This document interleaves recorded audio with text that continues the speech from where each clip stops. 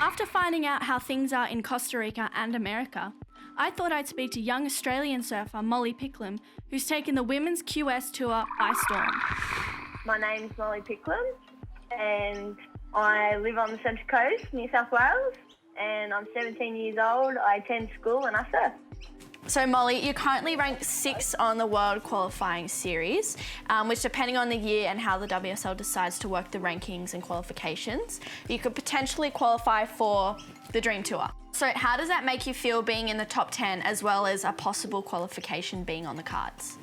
Yeah, qualifying on the tour has definitely been one of my goals, but in saying that, this year's thrown an absolute curveball and it's out of my control, which to be honest, I didn't think I would do this well in the way, but I obviously was going to try my best and I got the results I did and I'm super happy. And I don't know, the rankings is one thing, but for what I want to do and how I want to play my heat is another thing for me. So kind of like results are cool, but I don't know, I just want to keep working at what I'm working at and be the best I can be at the end of the day. And since the start of COVID-19, it's been a bit difficult to get into a constant habit of training and keeping your body strong, as well as continuing that surfing consistently. So how have you managed doing this, and are you training with like a gym trainer or are you just training by yourself at home? I train across Zoom and from a distance. So Chris Huntington's my trainer, and we do, like, I'm still doing physical stuff and keeping up with it. And it's still part of the regulations that I can go see a physio. So I'm just staying on top of some of my injuries and like just trying to stay on top of everything and surf as much as I can. Like if there's waves, I'll surf heats and won't train as much. And then if there's barely any waves, then I'll try and do more Zoom calls and do heaps of training. Yeah. And you mentioned something about injuries. What injuries are you dealing with at the moment? It's not an injured hip, but it's just the way my bone has grown. The way my hip is formulated, it's just like, it's blocking it in a sense, but it's getting better and we're working through it, which is cool. Is that affecting your surfing in any way, or are you just keeping on top of it and it's been fine? I can feel it, like when I re-injure it, it hurts, and then I can feel it when I surf. But at the moment, it doesn't really affect it. There's some things that Glenn will point out, and he's like, I don't know if that's a tip or if it's just technique. Like we're not too sure yet, but we're definitely working on it. It's getting better.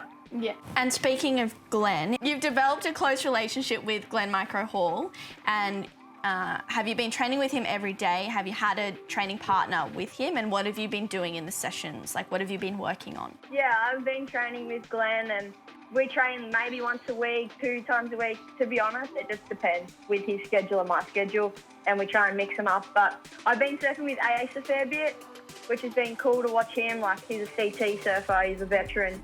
He knows a lot about the tour and he knows a lot about surfing. So it's definitely cool to pick his brains and see how he surfs and how he carries himself about life. And then what we're working on, I'd say just technique stuff at the moment. And then we'll start maybe doing some heats so I don't feel dusty when I get the jersey back on. But yeah, just technique and progression, and I don't know. So you're in the middle of your last year of school, and probably the most important one. So how have you been managing to keep on top of your studies as well as training with Micro and Ace? And you're actually doing it all through the COVID-19 crisis. So how are you managing to fit that all and balance that all across the board? It's definitely a tough time. Like, COVID has made a lot of lives hard, and I'm just trying to see the positive in it. So like, for me to get it all in, I just, like, my school is so helpful and lets me be really flexible. So I do it at any time of the day, whether it's night, as long as I click in the morning and make sure, like, I've clicked in at some stage of that day. Then I just fit it all in. Sometimes the surf isn't that good, so then I'll just go ahead and do more schoolwork that day and kind of mix it up like that. Yeah. And have you been enjoying doing it all, like, from home, or do you prefer to go into a school to do it?